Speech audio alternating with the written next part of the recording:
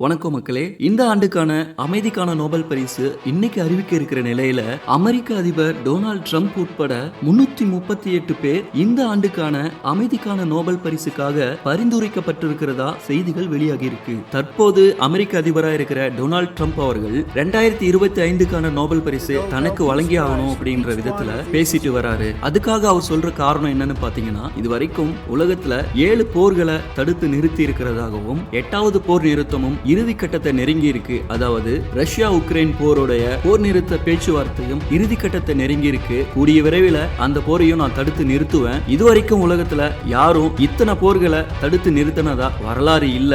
அதனால நான் அமைதிக்கான நோபல் பரிசு பெறதுக்கு தகுதியான ஆள் தான். எனவே 2025ஆம் ஆண்டுக்கான அமைதிக்கான நோபல் பரிசு தனக்கு தான் கிடைக்கணும் அப்படின்னு தொடர்ந்து பேசிட்டு வராரு. எனக்கு நோபல் பரிசு கொடுக்காம இருக்கிறதுக்கு நிறைய காரணங்கள் அவங்க தேடுவாங்கன்னு சொல்லி இருக்கிறாரு. அது மட்டும் இல்லாம ஒருவேளை எனக்கு அமைதிக்கான நோபல் பரிசு கிடைக்காம போனா அது அமெரிக்காவுக்கு ஏற்படுற அவமானம்னு பேசியிருக்காரு. இதுவரைக்கும் உலகத்துல வேற எந்த தலைவரும், வேற எந்த ஆராய்ச்சியாளரும், வேற எந்த விஞ்ஞானியும், வேற எந்த சாதனையாளரும் எனக்கு நோபல் பரிசு கொடுத்துதான் ஆகணும்னு இந்த அளவுக்கு கட்டாயப்படுத்தி கேட்டதை நான் பார்த்ததும் இல்ல, கேள்விப்பட்டதும் இல்ல. இத பத்தி நீங்க என்ன நினைக்கிறீங்கன்னு கமெண்ட்ல சொல்லுங்க மக்களே. நன்றி.